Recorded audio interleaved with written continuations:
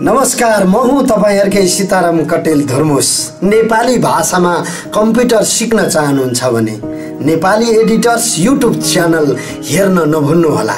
सम्पूर्ण जानकारीका लागि एक मात्र YouTube channel Nepali editors YouTube channel, तपाईहरुकै च्यानल।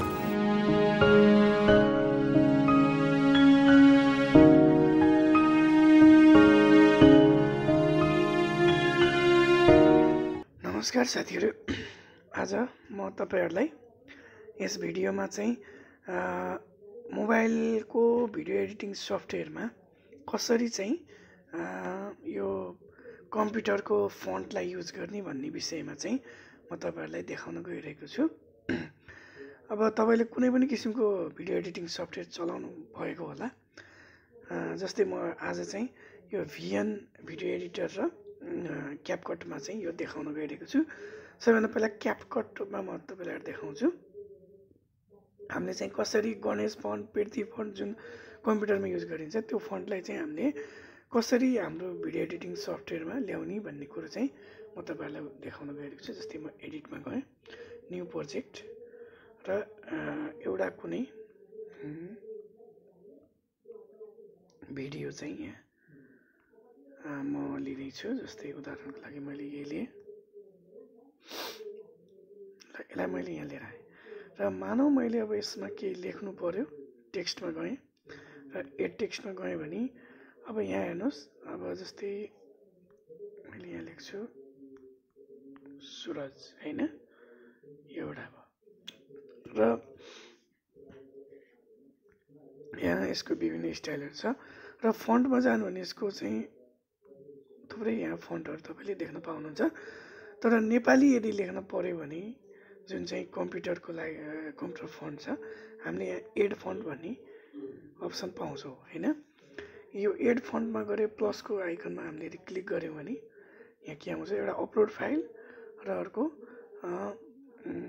शेयर फन्ट फाइल भन्ने छ। हामी अपलोड फाइलमा ट्याप गरौँ, त्यसपछि यसले के जान्छ, हाम्रो यो ठाउँमा आछ हैन। अनि त्यसपछि हामीले अब मोबाइलमा कहाँ राखेका छौं हैन, यहाँ अब खोज्न सकिन्छ र मैले यो डाउनलोडमा मैले चाहिँ यो राखेको थिएँ। जस्तै तपाईले के गर्न सक्नुहुन्छ, पहिल्यै गएर गुगलमा गएर तपाईलाई कुन फन्ट मन पर्छ, जस्तै मलाई चाहियो प्रीति फन्ट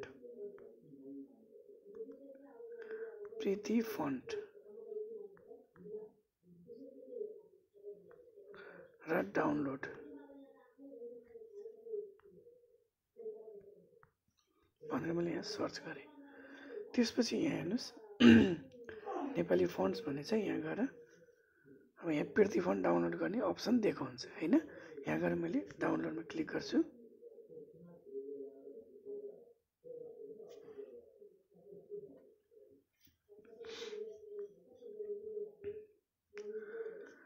र यहाँ अब हाम्रो डाउनलोड सुरु हुन पर्ने हो र यदि नभएको खण्डमा यहाँ भनेछ क्लिक हियर भनेछ हैन।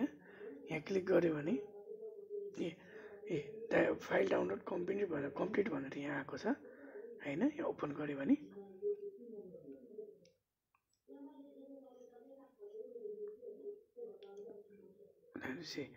प्रीति र यो देखाएको छ हैन फन्टमा। अब हामी के गरौँ भन्दा यो केमा आयो भन्दा यो VN एडिटरमा आयो। हामीले अहिले VN मा हैन कि अब क्यापकटमा लान खोज्दै छौं हैन। क्यापकटमा अलिकति गाह्रो छ। त्यसको लागि के गर्न सकिन्छ भन्दाखेरि चाहिँ पहिला हामीले त्यसलाई एक्सट्र्याक्ट गर्नुपर्ने हुन्छ हैन। हामी कहाँ गइन्छ, फाइल म्यानेजरमा डाउनलोडमा हाम्रो त्यो फन्ट हुनुपर्छ। यहाँ देख्नुभयो प्रीति नर्मल भनेर आयो, यसलाई ट्याप गर्छु मैले र यसलाई हामीले एक्सट्र्याक्ट गर्नुपर्ने हुन्छ। र मैले यो भित्र गएर यो OTF लेखेको चाहिँ हाम्रो फन्ट हैन। यसलाई मैले एक्सट्र्याक्ट फाइल गरेँ, कहाँ त सिलेक्ट फोल्डर कहाँ गरेँ मैले फोन भित्र र फोनको पनि डाउनलोडमा गएर मैले यहाँ एक्सट्र्याक्ट गरेँ प्रीति नर्मल नामले। ओके, र यो एक्सट्र्याक्ट भयो। अब हामी कहाँ जाउँ, अब हामी यहाँ क्यापकटमा जाउँ। फेरि हामी जाउँ क्यापकटमा। क्यापकट। अब क्यापकटमा आइसकेपछि हामी अघिको जुन एडिट गर्दै गरेको प्रोजेक्ट खोलेँ मैले होइन। त्यसपछि म टेक्स्टमा गएँ। टेक्स्टमा गइसकेपछि यहाँ यो छ होइन। सरी, यसलाई मैले अहिले डिलिट गरिदिउँ।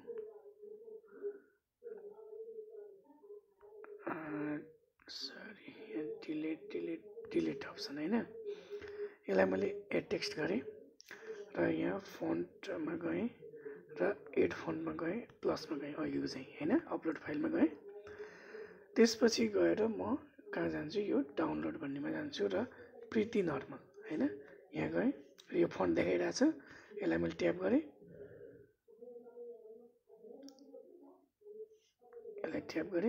ल हेर्नुहोस् है, अब प्रीति फन्ट यहाँ आइसकेको छ।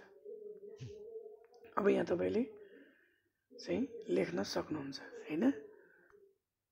यो जस्तै मोबाइलमा चाहिँ हुन्छ, यस भनेको क, डी भनेको म होइन, एएसडी यसरी होइन। जस्तै सबै यो कम्प्युटरमा जसरी युज गरिन्छ त्यही तरिकाले चाहिँ यसमा लेखिएको हुन्छ होइन। यसरी चाहिँ अब लेख्नको लागि तपाईँले चाहिँ के गर्नुपर्छ भन्दाखेरि चाहिँ एकचोटि तपाईँले बानी पार्नुपर्ने हुन्छ होइन। त्यस्तै म अर्को फन्ट पनि एड गरेर देखाउँछु। प्लसमा गएर गणेश फन्ट छ हामीसँग, यहाँ गएर डाउनलोडमा गएर होइन गणेश रेगुलर भन्ने छ यहाँ, गणेश रेगुलर। र यसलाई पनि मैले एड गरेँ भने फन्ट अपलोडेड भनेछ र गणेश रेगुलरमा गएँ भने हेर्नुहोस् यो चाहिँ त्यही अनुसारले चेन्ज भइरहेछ होइन। यसरी फेरि एड फन्ट र फन्ट्स यहाँ गएर एड फन्ट्स र कुन फन्ट, गणेश होइन। यहाँ लेखौँ अब यस, यसरी यस भनेको क हुन्छ होइन, ए भनेको यसरी चाहिँ जुन तरिकाले हामीले चाहिँ त्यहाँ युज गरिन्थ्यो कम्प्युटरमा त्यही लेआउटमा रहेर यसरी चाहिँ हामीले गर्न सकिन्छ। र अब अर्को हेरौँ भिएनमा अलिक सजिलो छ। भिएनमा चाहिँ मैले मानौँ यो प्रोजेक्ट खोलेँ र मैले मानौँ एउटा, यसलाई हेर्नुहोस् यहाँ मैले एड पनि गरिराखेको छु। यसमा कसरी गरिन्छ भन्दा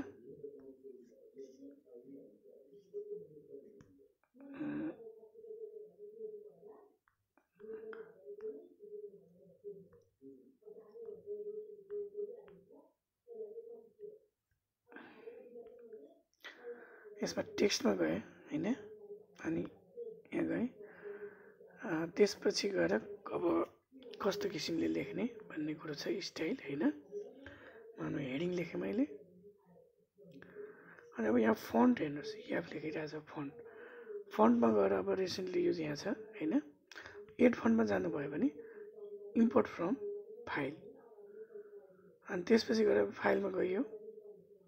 त्यसपछि कहाँ छ त होइन, जस्तै प्रीति नर्मल जी पाएँ। अब प्रीति लियो भनेपछि हेर्नुहोस् यहाँ यो प्रीति पनि आइसकेको छ हाम्रो होइन। अब यसमा चाहिँ एक्सट्र्याक्ट गर्नु पर्दैन भने हाम्रो चाहिँ यसले जिप फाइललाई पनि लिन्छ भने यो के अरे क्यापकटमा चाहिँ के हुन्छ, हामीले त्यसलाई एक्सट्र्याक्ट गर्नुपर्ने हुन्छ, फरक त्यति मात्रै हो। यसरी चाहिँ हामीले हाम्रो भिडियोमा होइन कम्प्युटरको फन्टहरूलाई अब यसलाई हामीले कलर सबै कुराहरू हामीले दिने, डिजाइनहरू एनिमेसनहरू सबै दिनु मिल्छ। यसरी चाहिँ कम्प्युटरको फन्टलाई चाहिँ हामीले मोबाइलमा युज गर्न सकिन्छ। र लेआउट अलिकति गाह्रो हुनसक्छ, त्यसलाई चाहिँ हामीले यसरी बानी पार्ने हो, कुन अक्षर कहाँ छ भनेर टक्क पहिला बुझेर अनि त्यसलाई चाहिँ हामीले टाइप गर्न सकिन्छ होइन। अथवा चाहिँ अर्को कुरो के पनि गर्न सकिन्छ भने कम्प्युटरमा लेखेर मेसेन्जरमा पठाएर अनि त्यसलाई ल्याएर यहाँ पेस्ट गऱ्यो भने पनि त्यो एउटा आइडियाले चाहिँ हामीले लेख्न खोजेको कुरालाई यहाँ ल्याउन सकिन्छ। यसरी चाहिँ हामीले कम्प्युटरको फन्टलाई चाहिँ मोबाइलको भिडियो एडिटिङ सफ्टवेयरमा चाहिँ युज गर्न सकिन्छ। तपाईँलाई यो भिडियो कस्तो लाग्यो? यदि राम्रो लागेको खण्डमा चाहिँ यसलाई लाइक सेयर कमेन्ट गर्न सक्नुहुन्छ र केही बुझ्नु भएको छैन भने पनि कमेन्ट गर्नुहोला। र यदि पर्फेक्ट भिडियो एडिटिङ तपाईँले यदि मोबाइलबाट कसरी गर्ने भन्ने सिक्न चाहनुहुन्छ र तपाईँहरूले जान्न चाहनुहुन्छ भने कमेन्ट गर्नुहोला। किनभने त्यसै भिडियो बनाएर मात्र त्यो ऊर्जा आउँदैन, तपाईँहरूले हेरिदिनु भयो भने मात्र हामीलाई भिडियो बनाउनलाई चाहिँ एकदम मजा लाग्छ। त्यसैले गर्दा आगामी भिडियोमा फेरि भेटौँला। अहिलेलाई यति नै, धन्यवाद।